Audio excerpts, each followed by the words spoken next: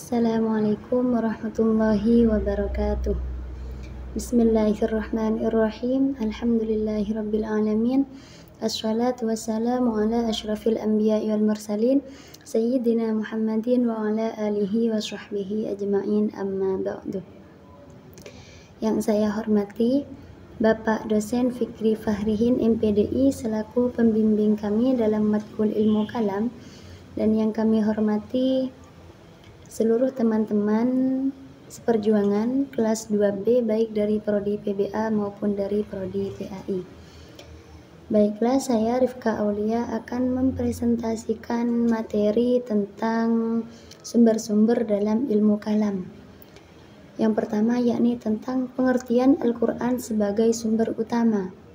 Secara etimologis terdapat berbagai di kalangan ulama tentang asal-usul kata Al-Quran. Kata Al-Quran ini berasal dari kata aroko yang memiliki arti bacaan atau membaca, sehingga berarti sesuatu bacaan yang dibaca. Itu secara etimologis.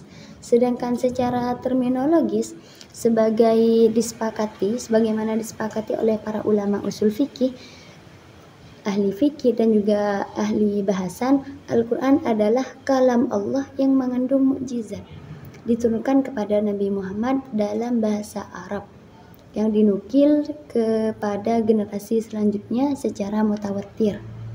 Terdapat dalam mushaf, membacanya merupakan ibadah dan dimulai dari surat Al-Fatihah ditutup dengan surat An-Nas. Itu adalah Al-Quran.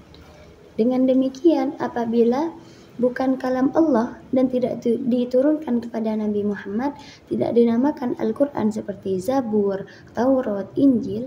Nah, ketiga kitab tersebut memang termasuk di antara kalam Allah, tetapi tidak diturunkan kepada Nabi Muhammad. Itu perbedaannya. Kalau Nabi Muhammad itu menerima kitab Al-Quran.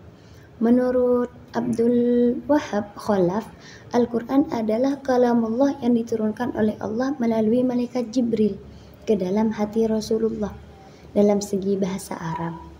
Berikut maknanya yang benar untuk menjadi hujjah bagi Rasulullah bahwa beliau itu utusannya sebagai undang-undang bagi manusia, sebagai petunjuk dalam satu mushaf, petunjuk dalam sebagai pendekatan diri kepada Allah dengan membacanya, dan kodifikasi dalam satu mushaf dimulai dari surat Al-Fatihah dan diakhiri dengan surah An-Nas. Dan di sini ada hadis tentang penjelasan akidah. Akidah itu berasal dari bahasa Arab dari lafal daqa'ah yang berarti ikatan, atau bisa dijabarkan dengan sesuatu yang ditetapkan atau yang diyakini oleh hati dan perasaan. Juga berarti sesuatu yang dipercaya atau yang diyakini kebenarannya oleh manusia. Pendidikan berbasis akidah ini adalah sebuah pendekatan religi yang artinya suatu ajaran religi dari agama tertentu dijadikan sumber inspirasi untuk menyusun teori atau konsep-konsep pendidikan yang dapat dijadikan landasan untuk melaksanakan pendidikan. Ajaran religi ini yang berisikan kepercayaan dan nilai-nilai kehidupan dapat dijadikan sumber untuk menentukan tujuan pendidikan, di materi pendidikan, metode, bahkan juga sampai pada jenis-jenis pendidikan.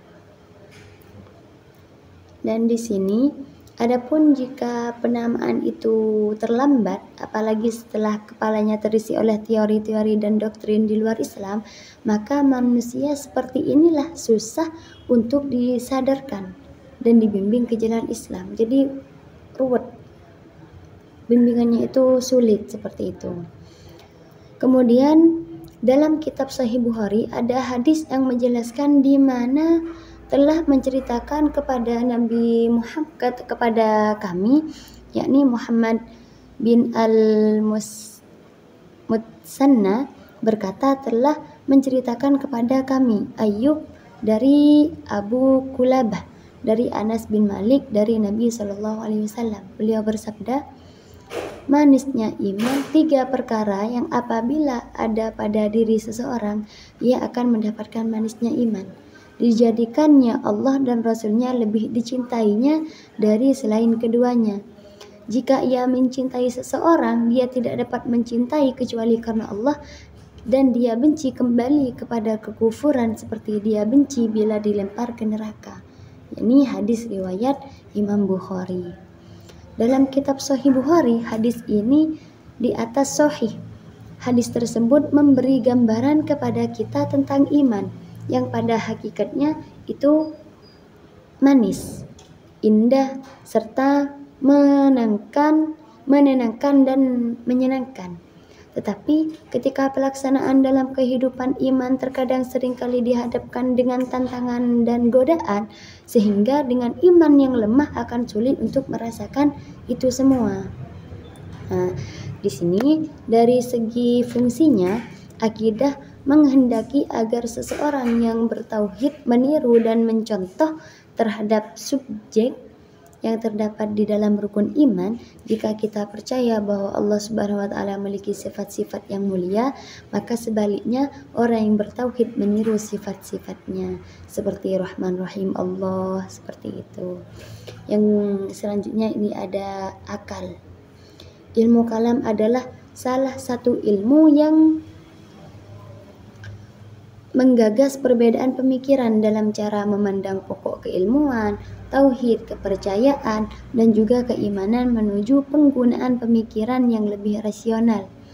Ilmu kalam merupakan sumber keilmuan yang di dalamnya mengkaji tentang keimanan dan ketauhidan kepada Allah, dan menjadi ilmu dan berkembang dalam beberapa ilmu termasuk akidah Islam. Terus di sini ada pengertian ijma. Secara etimologis, ijma itu berarti kesepakatan atau konsensus. Dalam konteks ini, ilmu kalam itu dan usul fikih, metodologi hukum Islam, ijma merujuk pada kesepakatan bulat para ulama, yakni ahli hukum Islam yang memenuhi syarat untuk beristihad, mujtahid. Pada suatu masa tertentu setelah wafatnya Nabi Shallallahu Alaihi Wasallam mengenai suatu masalah agama atau hukum, dalam ilmu kalam konsep ijma ini memiliki implikasi penting dalam menetapkan kebenaran suatu doktrin atau prinsip akidah yang tidak secara eksplisit disebut dalam Al-Quran atau As-Sunnah, namun disepakati oleh mayoritas atau seluruh ulama terkemuka pada masanya. Qiyas juga secara bahasa itu berarti mengukur, membandingkan atau menganalogikan sesuatu yang lain. Dalam konteks ilmu kalam, qiyas ini merujuk pada metode penetapan suatu keyakinan atau prinsip teologis baru berdasarkan analogi dengan prinsip atau keyakinan yang sudah mapan dan memiliki dasar dalam Al-Quran juga As-Sunnah. Di sini ada peran logika dalam pengembangan pemikiran ilmu kalam. Masuknya ilmu kalam terutama dari tradisi filsafat Yunani memainkan peran transformatif dalam perkembangan ilmu kalam. Sebelumnya, argumentasi dalam kalam ini lebih banyak bertumpu pada interpretasi tekstual dan retorika. Namun dengan diperkenalkannya logika Aristoteles dan para pengikutnya, para mutakallimun memperoleh perangkat analitis yang lebih sistematis dan terstruktur untuk merumuskan argumen teologis. Logika menyediakan kerangka kerja yang jelas untuk membangun premis, menarik kesimpulan yang valid, dan mengidentifikasi kesalahan dalam penalaran lawan. Di sini saya yang terakhir akan membacakan kesimpulan dari materi yang saya sampaikan tadi. Kesimpulannya, dari pembahasan di atas dapat disimpulkan bahwa Al-Quran itu merupakan pondasi utama ajaran Islam yang diikuti oleh hadis yang berperan dalam menjelaskan dan mengoperasikan prinsip-prinsip akidah. seperti akal, rasionalitas, memiliki fungsi penting dalam ilmu kalam sebagai alat untuk memahami, membuktikan, juga membela keyakinan Islam, meskipun tetap dalam batasan wahyu. Sedangkan ijma' dan qiyas menjadi mekanisme penting dalam menetapkan hukum dan prinsip agar prinsip agama berdasarkan konsensus ulama dan analogi yang terukur. Terakhir, integrasi logika, yakni memperkaya metodologi ilmu kalam dan memberikan kerangka kerja analitis yang lebih sistematis dalam merumuskan dan mempertahankan argumen teologis. Kelima, elemen ini saling terkait dan berkontribusi pada pemahaman yang komprehensif dan menerapkan ajaran Islam dalam berbagai aspek kehidupan. Mungkin hanya ini yang dapat saya sampaikan, kurang lebihnya mohon maaf. Wassalamualaikum warahmatullahi wabarakatuh.